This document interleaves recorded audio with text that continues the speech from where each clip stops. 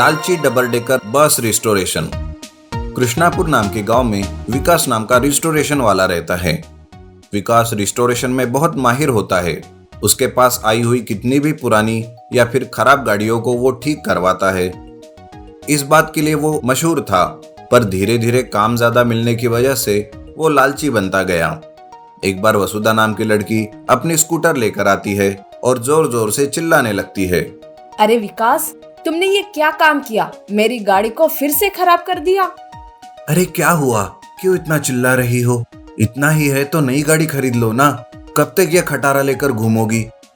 तू मत सिखा मुझे। काम के तो बढ़ चढ़ाकर पैसे लेते हो और काम एक पैसे का भी नहीं किया। चल मेरे पैसे वापस कर दे। किस बात के पैसे? काम के ही तो पैसे लिए थे ना, या उधार थोड़ी लिया था। चल अब बहुत हो गया, बाहर निकल और मुझे काम करने दे। देखना बच्चों, एक दिन तुम्हें ऐसा कोई मिलेगा ना कि तुम्हें एक भी पैसा नहीं देगा और काम कर लेगा। ऐसा कहकर वसुधा वहां से चली जाती है। इस तरह हमेशा ही विकास काम के ज्यादा पैसे लेता है और कम दर्जे का पेंट या फिर पार्ट्स लगवाता है और कोई भी काम सही से नहीं करता। उसके लालच के किस्से धीरे धीरे मशहूर होने लगे थे। उसी गांव के पड़ोस में रहने वाले एक गांव में संतोष नाम का एक होनहार लड़का रहता है, जो कि काम की तलाश में था।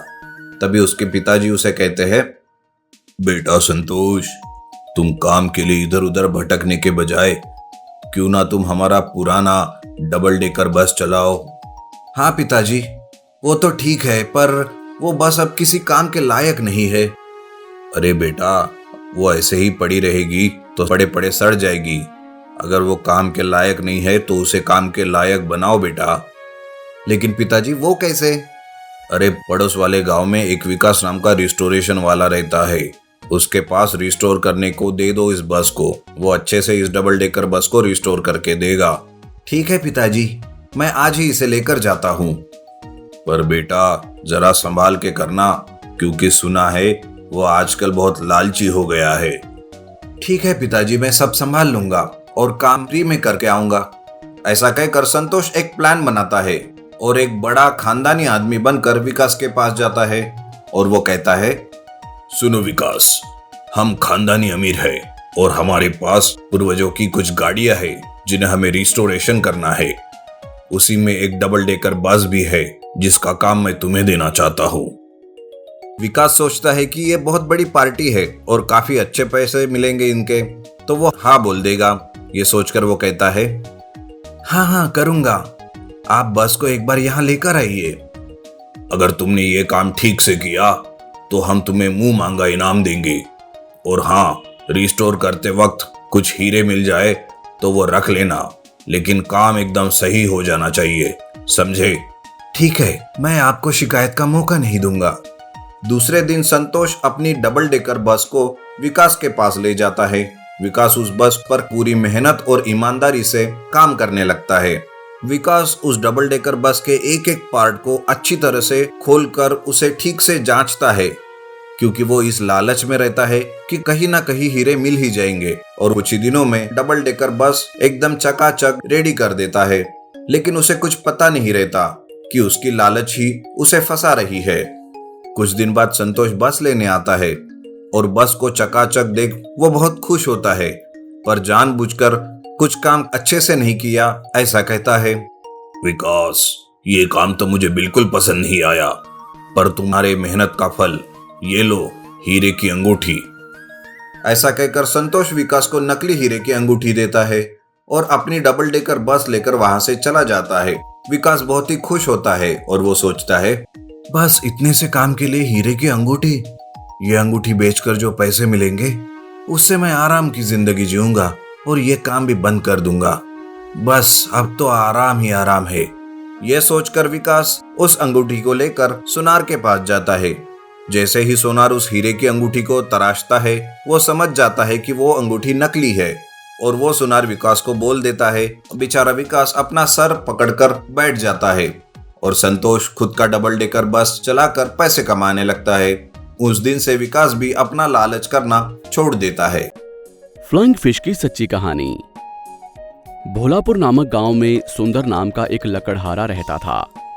वो शहर में लकड़ियां बेचकर कमाए हुए पैसों से अपने परिवार का पालन पोषण किया करता था। एक दिन सुंदर जंगल से लकड़ियां काट कर लौट रहा था। रास्ते में पंखों वाली एक मछली चोट खाकर गिरी पड़ी थी। उसे देखकर सुंदर को दया आ गई और उसने उपचार करके एक रुमाल बांधा तो मछली ने उसका धन्यवाद किया। प्यास लगी है, प्यास प्यास।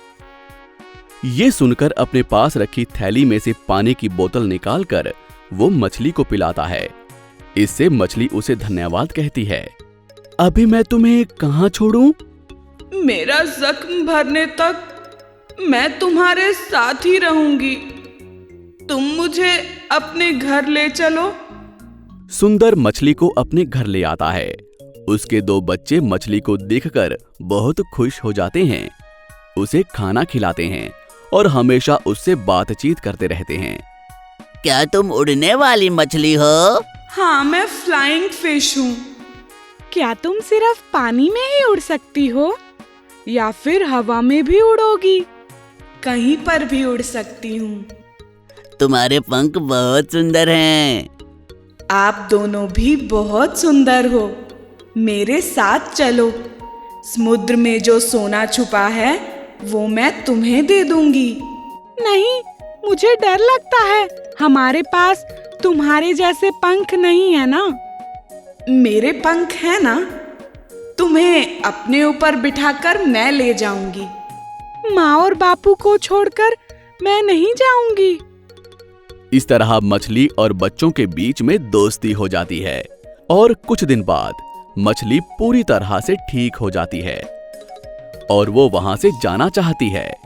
सुंदर, अब मैं पूरी तरह से ठीक हो गई हूँ। अभी यहाँ से जाना चाहती हूँ। इतने दिनों में आप लोगों ने मेरा बहुत अच्छे से ख्याल रखा, इसलिए आपका धन्यवाद। और आपको कभी भी सहायता चाहिए हो तो मुझे आवाज दे देना, मैं तुरंत ही आ जाऊंगी। सच में आ जाओगी? हाँ मेरी राजकुमारी, तुम्हारे लिए मैं सच में आ जाऊंगी।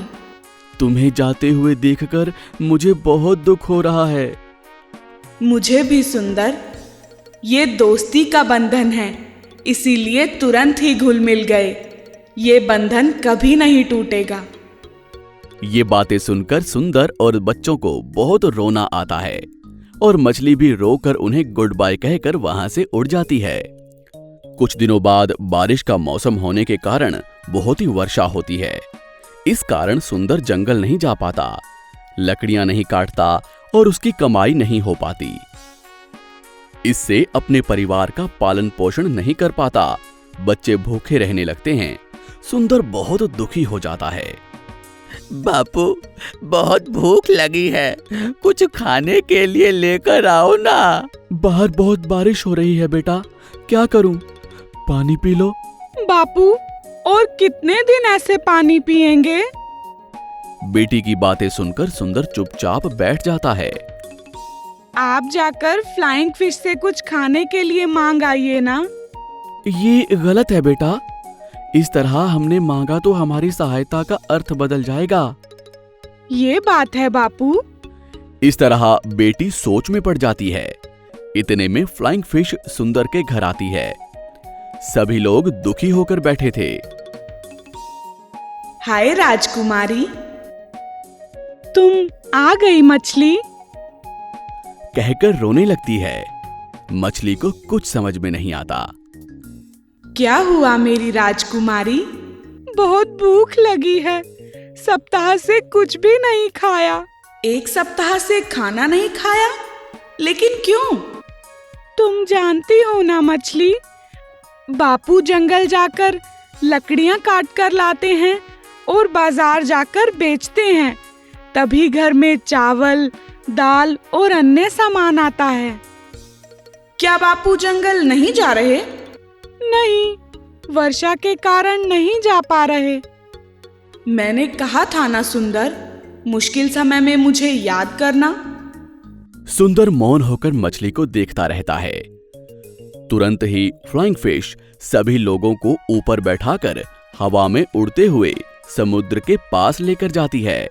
समुद्र के ऊपर उड़ते रहने से राजकुमारी को बहुत डर लग रहा था। मछली उन्हें धैर्य देते हुए समुद्र के अंदर ले जाती है। समुद्र के अंदर बहुत सारे फलों के वृक्ष, सब्जियां, अनाज, दाल और बहुत सारा सोना, चांदी और हीरे चमकते हुए थे। ये सब देखकर सभी आश्चर्यचकित हो जाते हैं। भूखे होने के कारण बच्ची एक फल तोड़कर खाने लगती है। सुंदर, आज मैं तुम्हारे कारण जीवित हूँ, इसीलिए तुम्हें जो कुछ भी चाहिए ले सकते हो। तुम बहुत दानवीर हो, लेकिन बिना मेहनत के मैं कुछ भी नहीं लूंगा। कुछ काम रहा तो बोलो, काम के बदले तुम मुझे कुछ भी दे सकती हो। सुंदर की बातें सुनकर मछली को सुंदर की ईमानदारी का अंदाजा हो जाता है। मेहनत करने वालों की कभी हार नहीं होती। इसका उदाहरण सुंदर है।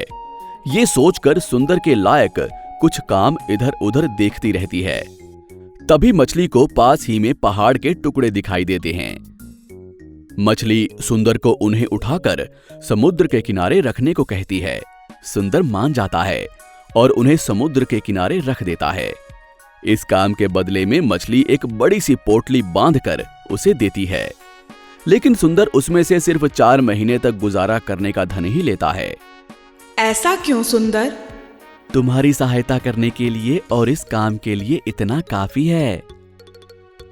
ये बातें सुनकर मछली मौन रह जाती है। उन्हें घर पहुंचाकर धन्यवाद कहकर वो चली जाती है। ईमानदारी के साथ ही मेहनत भी रहती है। ये बात आज मेरे समझ में आ गई। इस तरह सोचती रहती है। आपको हमारी ये कहानी कैसी लगी हमें कमेंट बॉक्स में जरूर बताएं। और यदि आप ऐसी ही और भी कहानियां सुनना चाहते हैं तो हमारे चैनल को सब्सक्राइब करना ना भूलें। शुक्रिया।